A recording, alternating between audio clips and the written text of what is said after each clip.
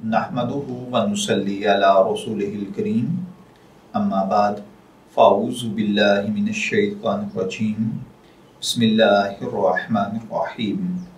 अस्सलामु अलैकुम dear viewers, आपके फेवरेट इंफॉर्मेटिव चैनल फतवा ऑनलाइन से मैं हूँ शब्बीर अहमद। हमारा आज का टॉपिक है जाली सॉफ्टवेयर की ख़रीदो फरोख्त और उसके इस्तेमाल का हुक्म।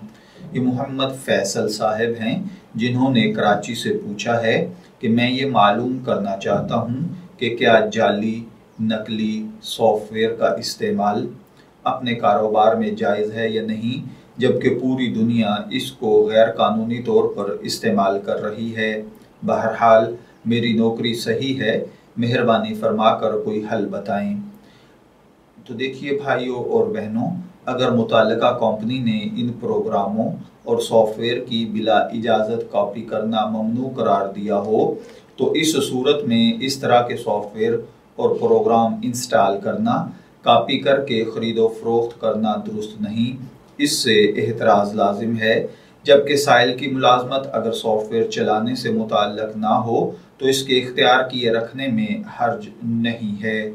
मैं दुआगो हूँ कि अल्लाह ताला हमें इन बातों को समझकर इनके मुताबिक अमल करने की तौफीक अता फरमाए।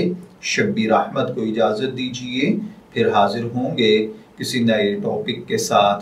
तब तक के लिए अल्लाह हाफिज़।